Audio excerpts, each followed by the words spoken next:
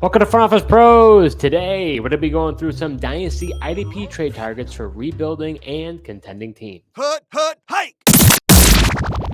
And for this episode, we've got a special guest. This is a bonus episode. Andrew Roper is back with us to give his trade targets as well. That was a bow in case you couldn't tell.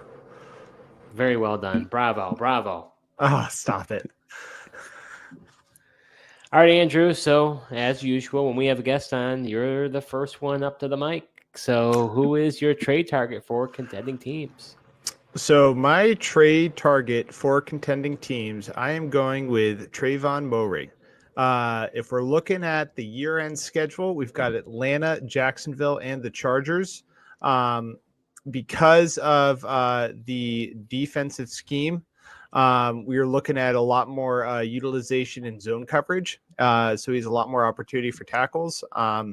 You also, and I know that Joe is probably a little more excited about Michael Penix than I might be, but I think when you've got a rookie QB going into a situation and you've got a safety, especially someone who's going to be throwing it deep, I think there's a higher chance for an interception. And granted, this is going to be benefiting the leagues that might not be solely utilizing tackles. But if your league does give extra points for an interception, I think that would be a great team to target. You also have teams like Jacksonville and the Chargers coming up, which is going to be another good thing. We're also seeing his value in blitz packages. And with working well with the zone, it's going to allow him to move all over the field. And hopefully get some more opportunities to get some of those tackles in.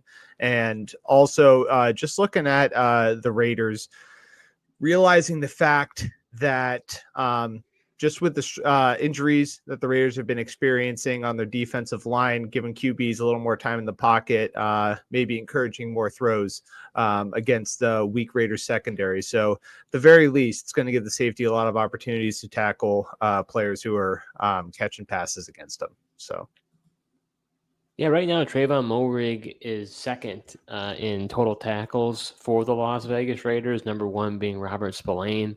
But really, other than Spillane, don't have that big of a presence in that middle of that defense. Devon Diablo, a guy who did show some flashes last year, just isn't showing it as much as we anticipated he would. I like to pick Andrew. I think when it comes to Moehrig, he's had a breakout year.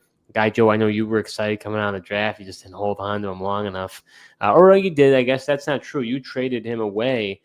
Tried to have contending teams. Yeah. Well, you had tried to have contending teams go for him. And then it worked out for you. So I think it's a great pick because he's a free agent next year. We don't know what's happening with the Vegas Raiders. Is Antonio Pierce coming back? Is Mark Davis going to decide to clean house again, bring in someone who's more interesting? Maybe he has a little bit more pizzazz. Not that Antonio Pierce isn't interesting. No shot against you've already said it. I think know, but I have to clarify myself here. Antonio Pierce is an interesting man. It just so happens that he's just making John business Gruden decisions back or something like that. Yeah, just got to make some business decisions. It sounds like. That's true. That's true. So when it comes down to it, though, Moehrig is a question mark as to where he's going to go. Is he back with Vegas? Is he back somewhere else? This defensive scheme that he's in has really helped him. So I think for now, he's worth going to get. I think you don't have to give too much to go get him. Yeah, 100%. You brought up the point that I was going to make, Steve. Andrew brought up the nice point of him being in this zone defensive scheme, and got to kind of use him while he's in it because, if Antonio Pierce is out, a new regime comes in, that defense could change. And, you mentioned that I drafted him and was expecting big things, but then maybe that wasn't a defensive fit for him. He just didn't do as well as, I thought right out of the gates. I know these defensive guys can take some time to develop, but for whatever reason, as long as Antonio Pierce has been there, Moehrig has turned out back-to-back, really good seasons. All right, Joe. So who is your trade target for contending teams? Yeah, I'm going to go with linebacker Zaire Franklin. He's coming off. He's got 3 straight weeks of, solid production. Before that, it was kind of surprisingly kind of hit or miss. I just always know this guy's one of the top linebackers. Thought he would have been, a little more consistent over the last 5 weeks, but the last 3 weeks he's been very good. 2 out of the 3 double-digit tackles. He's also had 2.5 sacks over the last 3 weeks, and then This past week, he didn't get the double-digit tackles, but he did get an interception against the Broncos. And I like his upcoming matchups in terms of him being able to possibly get his hands on some more interceptions as well. He's got the Tennessee Titans, who seems like they're going to possibly go with Mason Rudolph the rest of the way here. And then the New York Giants, who don't know really who their quarterback's going to be. Drew Lock, Tommy DeVito. 10th-string quarterback at this point. Yeah, maybe Tim Boyle gets some work again, but who knows? Nah, but Nate Peterman is going to come back, Joe. hey, if Nate Peterman comes back and plays for the Giants, you're definitely going to want Zaire Franklin to be just watching those underneath routes and jumping them like he did this past Sunday. Yeah, I think when it comes down to it, I agree with you. I mean, Zaire Franklin leads that team in targets. Wrong show. Leads the team in tackles. But what's interesting is you've got EJ Speed and Nick Cross both getting high tackle numbers as well. So that's partially the concern. It's not, because all three of them are pretty high up there. What I find is interesting is Zaire Franklin, he was a late bloomer. It was more of a special teams player. I want to say he was a 7th-round draft pick out of the University of Syracuse. So a guy who, really didn't turn on the Jets until his 5th season, which is kind of rare, but has had really good seasons these past 3 years. He'll be 29 years old next year. He'll have 1 year left until the Colts have an opt-out for the following 2 years. And when it comes to linebackers, you just never know. I've been burned on it multiple times. I know you've been burned on it multiple times. Sometimes even you, Andrew, you've been burned on it. I mean, you signed Shaq Leonard in the offseason a few years back thinking that he's going to be the maniac, and you're tearing your hair out. I should have known. Anytime a player changes his name, it's going downhill from there. No, I mean, think about it. Why is that? Think about it. Meta World Peace, Chad Ochocinco, Shaq Leonard. The second they hit that name change office, their career's going downhill.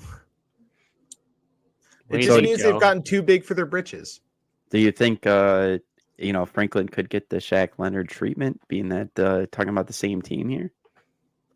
We're not talking about the same player. We are talking about Shaq Leonard was someone who I think, honestly, Steve's point to kind of the slow build is one of the reasons why I think I feel more confident in Zaire Franklin than I do in Shaq Leonard. I mean, Shaq Leonard right off the bat, dropping over 100 tackles his first year, continuing to produce. That man was getting hot air pumped into his head from his rookie year.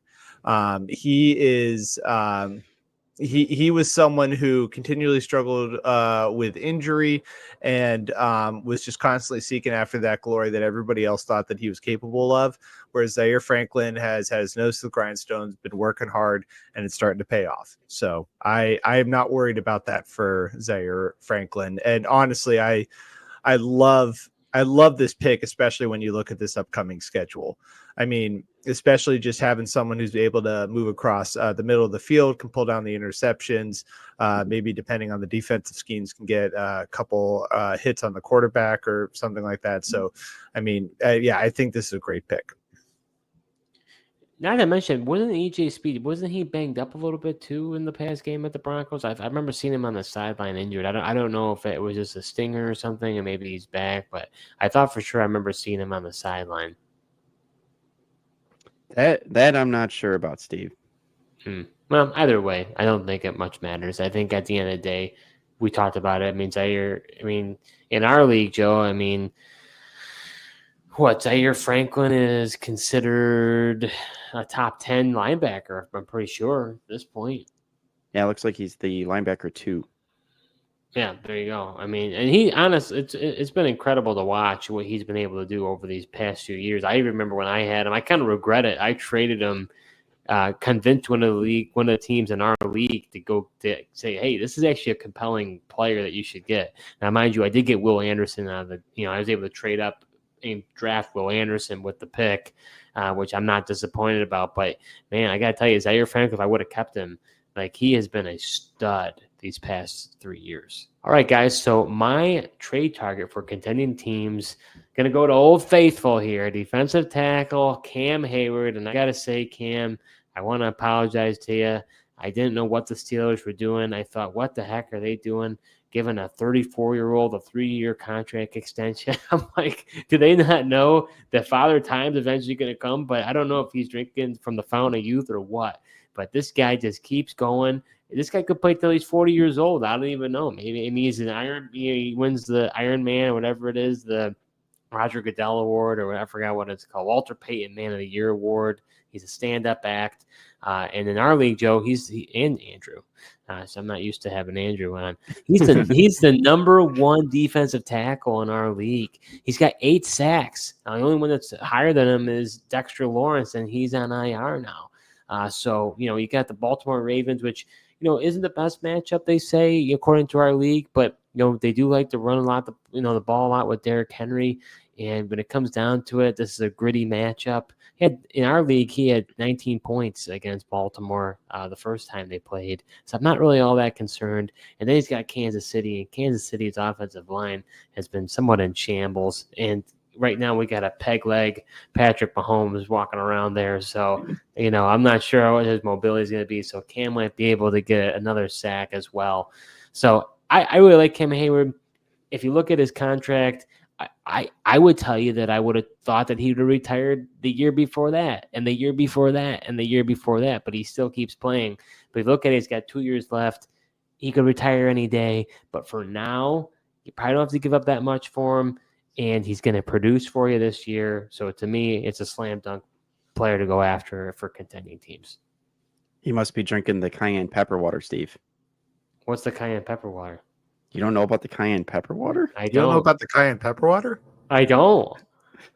They're saying that's how you sustain the longevity. The cayenne pepper water, mix a little cayenne pepper with some water, and helps you play longer. There's no way Andrew knows that. I mean, that's fair, but I did play it off. I did play it off pretty well. You did. That is the Jets punter's trick, as he's been in the league a long time. He told Aaron Rodgers that was his trick, to stay in the league longer. But so was Pat McAfee. Pat McAfee's credible. Is he? Pat McAfee is totally credible. He's one of the greatest punters of all time. Don't you dare talk smack against one of the greatest punters of all time. And a former Colt. I'm saying he's got credibility. You said that he doesn't have credibility to punter. I said Pat McAfee's a punter. Okay, yeah, fair. You got me. Pat McAfee is a rare breed. You're proving my point here. I know. But it's not as Thomas Morstead just isn't as credible, I guess. No, but what I was going to say is it is very interesting. I've been looking into it more, specifically when you're looking at breakout ages for IDPs. Defensive tackles, as opposed to any other positions, they are kind of like an exponential curve as far as hitting their peak. There is no real peak period for defensive tackles. They just kind of keep continuing. Like, you can play as a defensive tackle for a while and just continue to keep getting better and better and better. And I think you're seeing that definitely this year with Cam Heyward. And honestly, I mean, even from the Ravens perspective, Cam Heyward might be the only guy, like one of the few guys who's big enough to actually be able to stop Derrick Henry. So who knows? Maybe we'll get some tackles out of that. Yeah, like you, Steve, I've been very surprised about Cam Heyward this year. Just watching him, he's been really dominant along the inside, still getting after it in those sack numbers and the tackle for loss in the backfield. So, like you, I think he'll still perform well against the Ravens, and then he's got a good matchup against the Kansas City Chiefs for most people's championship weeks.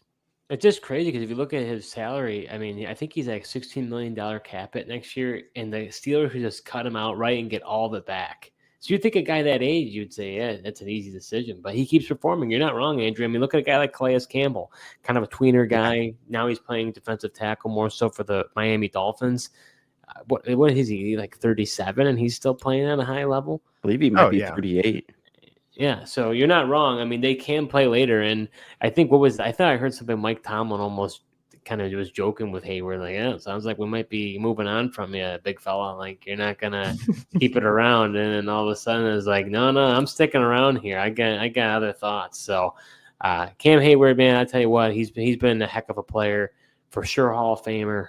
I think I think he's a guy you definitely want on your team. Are you enjoying this episode so far? Well, if you are, subscribe to our YouTube channel, smash that like button, and hit the notification bell for upcoming videos. We do videos throughout the year, so you're not going to want to miss what we have in store. So heading over to the rebuilding trade targets. Andrew, you're back up. Who do you got as your rebuilding trade target? So when we think of rookie defensive players, Jared Verse is definitely a player who is going to be top of the list, right? I mean, he's looking so great this year. But fun fact, there's a player who is playing on that same defensive line as a rookie who is also killing it this year. And that is who I think your trade target should be if you're looking to rebuild, and that is Braden Fiske. That man, as a rookie DT, here's his ranking among other rookies. He is first in sacks. He is first in sack yardage, second in tackles for loss, first in forced fumbles, first in fumbles recovered, third in fumble recovery yards, sixth in QB hurries, and third in hurries overall. He is the 20th ranked defensive tackle on the year. And he is the top rookie defensive tackle. Specifically, like I just mentioned, defensive tackles, they've got a long life, and you've got a guy who is really moving all over the place. He's able to hit hard, create those sack opportunities. Granted, his tackles a little bit low, probably coming in around 50 tackles so far this year in total. But again, I mean, when he is tackling, he's making it count. He's getting those sacks. He's creating those forced fumbles. And he's looking good while doing it. So my pick for the rebuild is Braden Fiske. It's interesting looking at this. I almost wonder if you're starting to see kind of I know it's a little bit different, but I almost wonder if you're starting to see a powerhouse happening here in LA with the interior defensive line. I was thinking the exact same thing. Well, because you got like teams like the Colts, right? They've got like Grover Stewart and DeForest Buckner. Both have been able to do very well. Not as much this year, but in years prior, you've seen Deron Payne and Jonathan Allen both do really, really well. And I'll give you credit, Joe. I know I was very skeptical of Kobe Turner. I did not know if Kobe Turner would be able to step up to the plate with the fact that Aaron Donald is no longer there. I mean, Aaron Donald is not replaceable. I mean, guy's going to be a Hall of Famer. He's an unbelievable player. But I'll tell you what, the Rams have done quite a good job with drafting Braden Fiske and then having Kobe Turner both in the middle. They both have been extremely productive this year. I think they will continue to be productive. So, and you talked about Jared Verse too. I mean, he's also on that defensive line. He's shown a lot of promise. So, there's a lot of youth in that defensive line. They're all going to be able to be together. They're all going to learn how to be able to gel. So, I think for a guy like Fiske, now the only thing is with defensive tackles, as I talk about quite a bit, it takes a while for them to develop. So for Fiske to show this much promise early on, you may have to pay a little bit more than you want to in order to get him. Like if I'm a Braden Fiske owner, and you're a little biased here, Andrew, you're a Braden Fiske owner.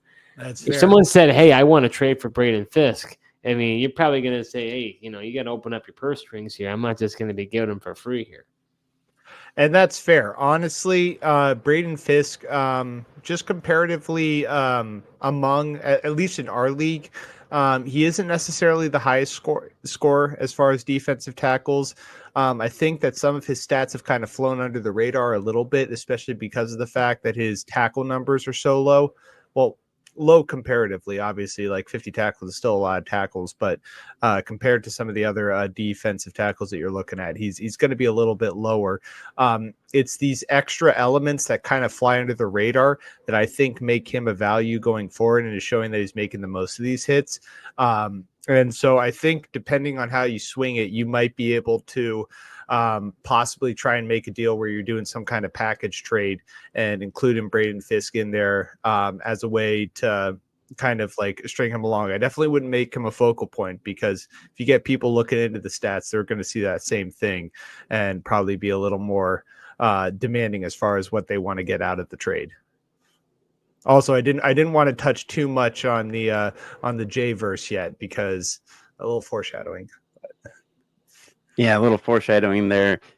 Curious how you feel about that based on your foreshadowing, but we'll get to that eventually here. But as far as Braden Fiske goes, Steve, I also like this guy, not just Kobe Turner, but he was the guy I liked in the pre-draft process, a guy out of Florida State.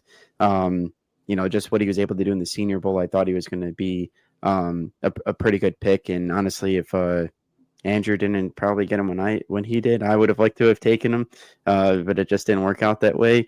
But nonetheless, I do think he's a good rebuild target, and I think with the youth of this Los Angeles Rams defense, I think he'll be a solid player, and as long as he's got a player like Kobe Turner along his side too, that certainly helps. So to put this to the test a little bit, because I'm a little curious as far as the pick. Andrew, if someone like myself went to you and said, I will trade you a second-round pick for Braden Fiske, would you do it? You own Braden Fiske. I know I own Braden Fiske. Steve, here's the tough part. And this is something that you and I, and coincidentally, Joe and I have also talked about. I have a much lower view of draft picks than I feel like a lot of people in Dynasty have. I would Steve, that's tough.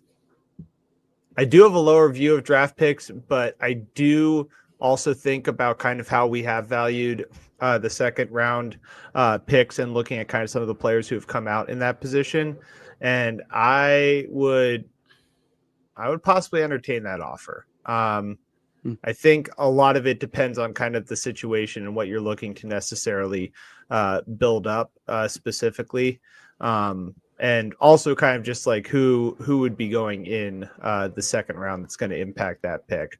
I'm nervous to say that I would consider that because I don't want to get off the podcast and then all of a sudden my phone's blowing up with you being like, all right, let's make this trade. No, right I'm now. not going to offer Okay. it to you. I'm not going to offer it to you. Don't worry. You're saying that you're rebuilding. It's a rebuilding trade target, so you have them. So was going to put you into the test to see what you would do. Yeah. I mean, yeah, I definitely, I think outside of this, I definitely would have considered a second round for Braden Fiske. But last question here: you're a competing team. Would you trade away Braden Fiske for Calvin Ridley?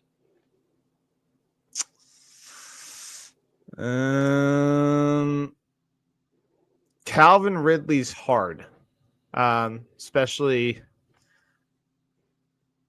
with just kind of everything happening with Levis right now. I'd probably. I don't think I would, if that helps you, Andrew, just because. I'm sorry, I'm kind of waffling in Tennessee, and then also just it's so tough to get the defensive tackles, especially in our league where we have to start two of them. I know in some leagues defensive tackles aren't even necessarily required, but in our league it's like a focal point. That with the fact that we got to start two, it's such an important position. I wouldn't do it for Calvin Ridley.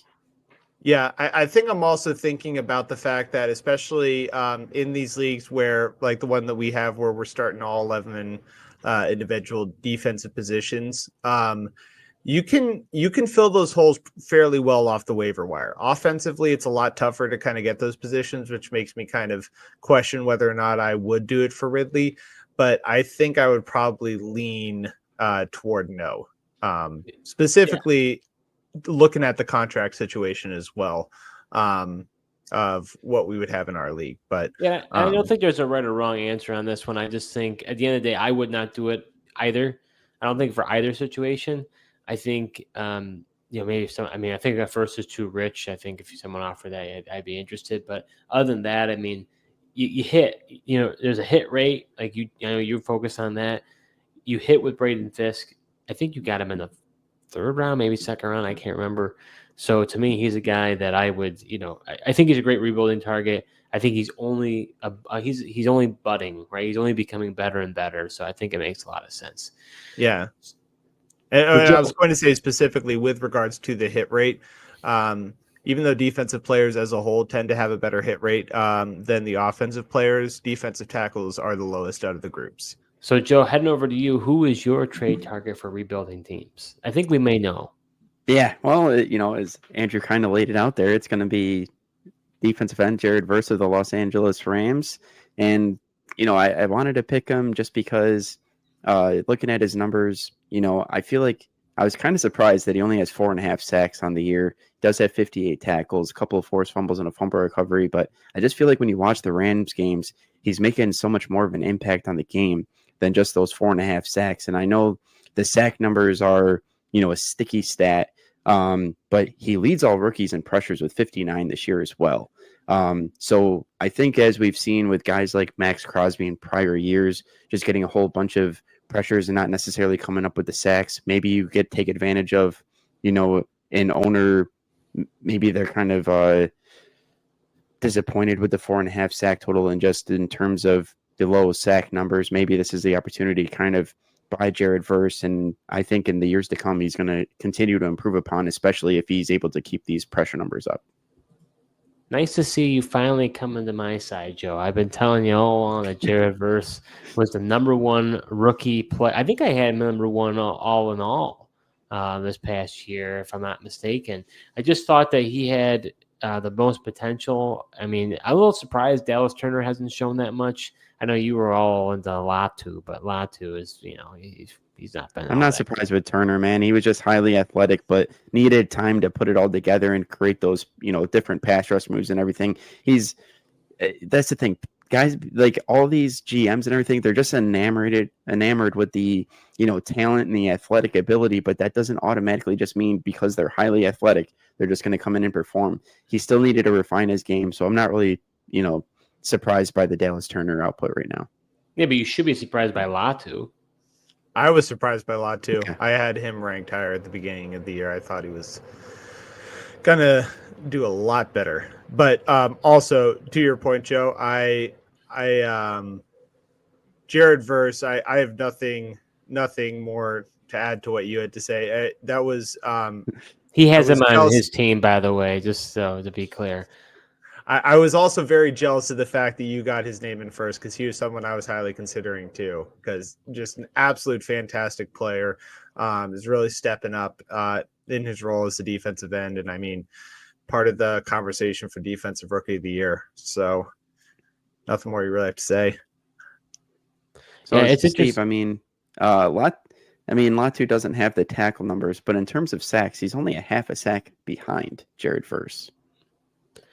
Yeah, no, I honestly, I'm kind of looking at it myself, looking and wondering how is Verse so high even in our league. I mean, he's currently the 11th defensive end in our league, but only has 4.5 sacks. So, but like you said, he's been very disruptive. You mentioned the pressure numbers. I like Verse, so you don't have to convince me there. I just think it may cost you an arm and a leg to go get him. Similar to Fiske, but I think probably even more because edge rushers could be even more disruptive for different purposes. You have their value for a defensive end, defensive tackle, but I think you're going to have to pay quite a substantial amount. Andrew, I think you drafted him early second. I was going to take him if you didn't. It was a great pick. I was right after you. I thought he was a first-round value, but in our league, people weren't willing to go for him. Yeah, no, I definitely counted myself lucky to be able to get him. So, guys, the final trade target here for a rebuilding team is going to be edge rusher, defensive end Tuli Tuipulotu of the LA Chargers. A guy who, honestly, I didn't see this coming. Maybe I should have. But, USC edge rushers have kind of had a checkered past when it comes to how well they've done in the NFL. Uchenna Nwosu, also a former USC Trojan, ended up becoming a good player, more so in his days in Seattle, not so much in LA. But I've been very surprised. He's been more of a rotational player this year. Obviously, you've got Khalil Mack and you've got Joey Bosa on this team. But I think I've just been surprised by the ascension of Tuipulotu. I didn't really see that coming. And on the team, he leads the team in sacks. He has 7.5. Mack has 5. Dupree has 5. And Joey Bosa has 4. And when you look at it, Khalil Mack is going to be a free agent next season. He'll be 34 years old. At this point, I don't really know how much more he has left in the tank or if the Chargers will bring him back. Obviously, he's been a great player. Honestly, maybe more of a name than anything else. As far as Joey Bosa goes, he has a whopping $36 million cap hit next year, and his dead cap is $11 million. And if you decide to do a post-June 1st cut on him, the Chargers would be able to save $25.3 million. He's going to be 30 years old. Joey Bosa, to me, looks washed at this point. So Tuli Tuipulotu now, if both of those guys, if they don't bring Mac and they let Joey Bosa go, Tuipulotu now becomes that guy. Now, they probably need another edge rusher. He can't be the only guy there. And he's had a couple guys, and Bud Dupree's kind of an older veteran type. So I like the opportunity Tuipulotu has ahead of him. I've been pleasantly surprised how well he's done. So to me, he's a great target to go get because next year, I think you're going to see a shakeup there on the defensive line. Now, Steve, I have a question for you. Mm-hmm. He's leading the team with sacks, but we're also only looking at 37 tackles on the year. Is that concerning at all to you?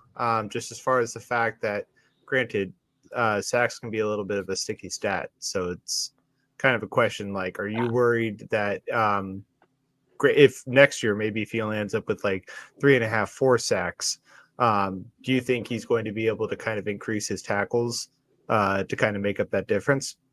See, I don't see what you're seeing that. I see that he has 21 solo tackles and 16 assisted, and he leads the team in solo tackles. The next highest is Khalil Mack at 18.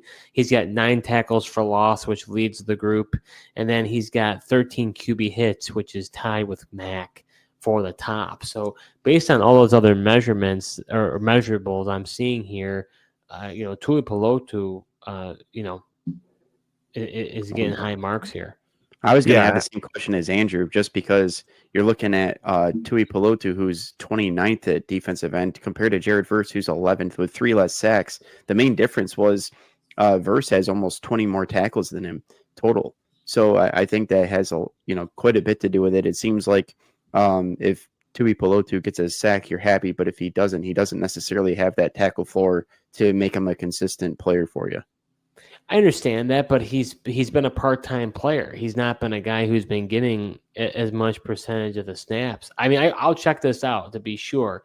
But Tuipulotu only played 65% of the snaps against the Bucs. So he's rotating between Khalil Mack and Joey Bosa.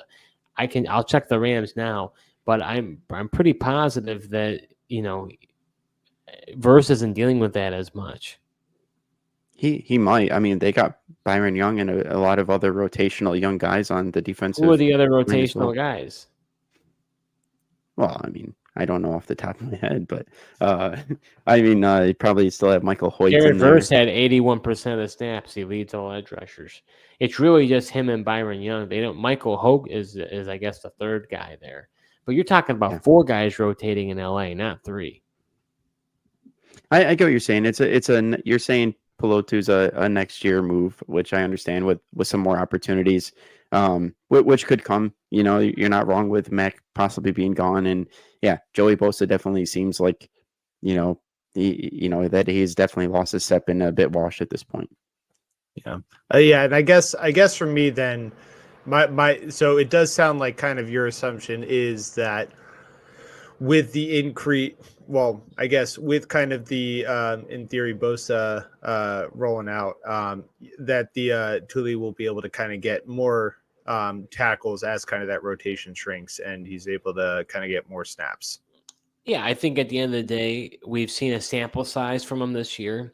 He's obviously taking the next step, and he's going to have the opportunity to be the guy next year, from what I expect. And if that's the case, he has an opportunity, if he can take advantage of it, to build upon what he's done this year.